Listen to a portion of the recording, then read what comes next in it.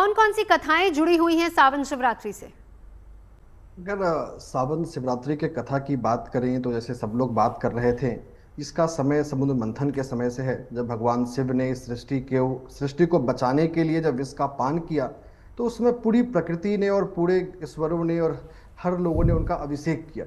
इसकी मुख्य जो कथा है वो वहीं से शुरुआत होती है। अगर इस साल की विशेषता बात कर ले सावन शिवरात्रि की, तो खास ये है कि इस बार का सावन शुक्रवार से शुरू हुआ है, और इस सावन शिवरात्रि को शुक्रवार अपनी ही राशि में होगा, जो इसको और खास बनाता है। साथ ही साथ बुध देव और चंद्र देव का आपस में राशि परिवर्तन है, और कल दिन भी बुधवार का है। एक ऐसा दिन है, आप जिस भी तरीके से भगवान शिव की आराधना करते हैं वो आपके लिए अच्छा रहेगा। साथ ही साथ आप हरे रंग के वस्त्रों को पहन सकते हैं, वो कल के लिए अच्छा है। शिवरात्रि पे 4 पहर की पूजा का विधान बताया गया है, तो उस विधान में आप जितने भी पहर को कर सकते हैं उतने करें, कम से कम जगह तो जरूर रहे। बिल्कुल। प्रतीक जी, आपके पास आते हुए अब क्या क्या शुभ मुहूर्त और शुभ समय रहने वाला है जिस वक्त जलाभिषेक कर सकते हैं या फिर पूजा अर्चना की जा सकती है?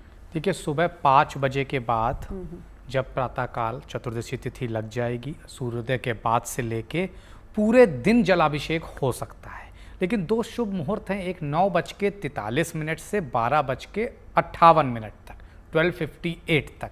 इस दौरान आप जलाभिषेक करते हैं, और जलाभिषेक करते समय बेल पत्र में हे राम लिखना या राम लिखना ना भूलें, और निश्चित तौर पर 7 की मात्रा में या 11 की मात्रा में बेलपत्र शिव जी को अर्पित करें। दूसरा एक काल मिलता है हमको 3:17 से 5:54 तक। ये एक स्वर्णिम काल है। इसमें आप धतूरा, भांग और गन्ने के रस से शिव जी को अगर अभिषेक करते हैं तो कोई भी असाध्य रोग या कोई भी बड़ी मनोकामना जो कि अधूरी थी और उसके लिए आपने तमाम तरह के यत्न कर रखे थे लेकिन पूर्ण नहीं हो रही थी, वो कर सकते हैं। इस दौरान आपको ये ध्यान रखना है, स्वच्छता का ध्यान रखें।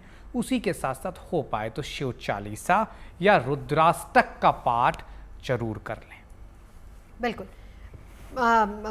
आचार्य राज मिश्रा, कोई शिव पुराण में जो कथाएं मिलती हैं, हम चाहेंगे कि कोई एक कथा अगर आप हमें सुना पाए सावन शिवरात्रि से जुड़ी। बहुत सारी कथाएं शिव पुराण के अंतर्गत मिलती हैं। मैं एक बात आपको बड़ा क्लियर कहना चाहता हूं कि जनरली हम लोग ये सुनते आए हैं कि श्रावण शिवरात्रि को भगवान श्रावण शिवरात्रि या जनरली, आपको एक बात सबसे पहले बता दूं, हाँ, इसको भी क्लियर करते चलिए। शिवरात्रि हर महीने आती है, जिसको मास शिवरात्रि कहा जाता है। इसको ध्यान रखिएगा, महाशिवरात्रि और उसके बाद प्रत्येक महीने में शिवरात्रि आती है, जिसको मास शिवरात्रि कहा जाता है। श्रावण क्योंकि भगवान शंकर का सबसे प्रिय मास है, और श्रावण में उस शिवरात्रि को आने के कारण इस शिवरात्रि को, जो महत्वपूर्ण शिवरात्रि है जो कि फाल्गुन कृष्ण पक्ष के अंतर्गत आती है, उसे शिवरात्रि के बराबर माना जाता है या उससे सर्वश्रेष्ठ माना जाता है। एक बात और मैं जो क्लियर करना चाहूंगा, और ये कथा शिव पुराण के अंतर्गत रुद्र संहिता में बहुत क्लियरली आती है, क्योंकि मैं शिव पुराण की कथाएं करता हूं, इसलिए मुझे उस कथा का पूरी तरह से स्मरण है। शिवरात्रि वो दिन थी जिस दिन भगवान ब्रह्मा और भगवान विष्णु दोनों ने भगवान शिव की आराधना किया था, दोनों ने भगवान शिव का पूजन किया था। उस दिन से एक्चुअल में जो प्रारंभ हुआ है वो शिवरात्रि का प्रारंभ हुआ है। जनरली हम लोग कई जगह पढ़ते हैं और बहुत जगह मौजूद भी है कि भगवान शंकर का विवाह शिवरात्रि को हुआ था। एक्चुअल जो शिव पुराण कहता है, शिव पुराण के अंतर्गत भगवान शंकर का विवाह नहीं, बल्कि भगवान शंकर का जो शिवलिंग है, शिवलिंग का जो प्राकट्य हुआ था वो एक्चुअल में शिवरात्रि को हुआ था। और उसी के साथ फिर हर माह जो है वो दिन तो महत्वपूर्ण हो गया, क्योंकि जिस दिन शिवलिंग का प्राकट्य हुआ उस दिन का वो दिन महत्वपूर्ण हो गया। उसके बाद हर मास में जो ये तिथि चतुर्दशी की तिथि पड़ने लगी, उस दिन हम लोगों ने शिवरात्रि मनाना प्रारंभ किया। और उस दिन क्योंकि भगवान विष्णु और भगवान ब्रह्मा ने पूजन किया था, इस दिन इस भगवान शंकर ने कहा कि आज के दिन जो मेरी पूजा आकर के करेगा वो मेरे सभी फल को जो चाहता है अपने जीवन में वो प्राप्त कर सकता है। आपने कहा कांवड़ को लेकर के और कहां पर आता है, अगर मैं त्रेता युग की बात करूं तो श्री रामचरितमानस के अंतर्गत भगवान राम जब रामेश्वरम की स्थापना करते हैं तो उन्होंने कहा जो गंगा जल आन चढ़ावे सो साजुज मुक्ति न पावे।